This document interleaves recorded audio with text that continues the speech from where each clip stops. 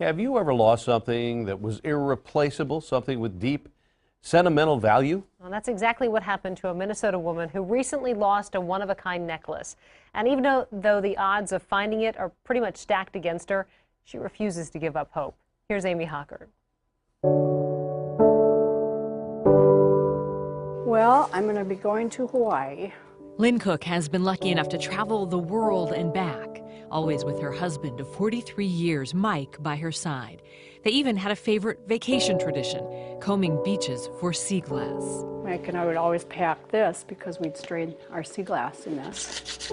But today, Lynn packs alone. 3 years ago this month, Mike passed away unexpectedly. This is a couple days before he passed away. It was on a trip to Italy in 2013 that would mark the beginning of the end for Mike. The entire vacation, he was fighting severe leg pain, but he pushed through it long enough for one last sea glass treasure hunt. And that's when Mike found something they had never seen before. I said, oh my word, it's Mike's birthstone, and it's our baby's birthstone that passed away at birth, stillborn, full term. Mike and Lynn were thrilled with their one-of-a-kind treasure, but unbeknownst to them, at that very moment, Mike's body was filling with cancer. Less than 3 months after returning home from Italy, Mike was gone. A heartbroken Lynn took her priceless sea glass treasure to a jeweler.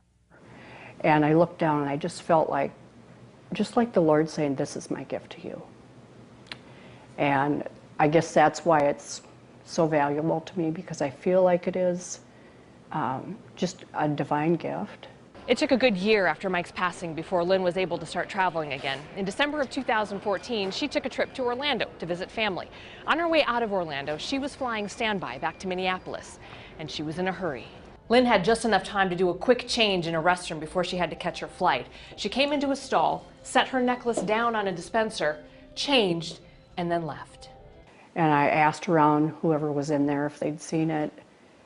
I mean, an hour had probably passed. And there was a cleaner in there. I asked her if she'd seen it. I asked where Lost and Found was. I went to all the vendors around there, you know, all the restaurant people, and asked them if they'd seen it. I went and checked every single gate to see if it was sitting on someone's, because I was going to be leaving that airport. And I knew that, you know, I only had so much time to find it. And I left without it. That was tough. Lynn spent months calling and emailing the airport, but deep down, she knew it could be anywhere in the world. It could be in some little child's toy box in Germany or Spain, or I don't know. I have no idea where it is. Now, 1 year after the necklace disappeared, Lynn isn't ready to give up on her search, but she knows she can't do this forever. So she's putting herself out there one last time. Please help me find this necklace. My late husband of 43 years found this. So far, the response has been overwhelming. You know, just the kindness of people replaces a lot of pain. A lot of kindness, a little more healing, but no solid leads yet. It's smaller probably than a needle in a haystack, because it doesn't look like anything of value to anybody, except to me, who thinks it's my hope diamond. Hope that someday this one-of-a-kind treasure will tire of its extended vacation and finally find its way back home. Amy Hockert, Fox 9.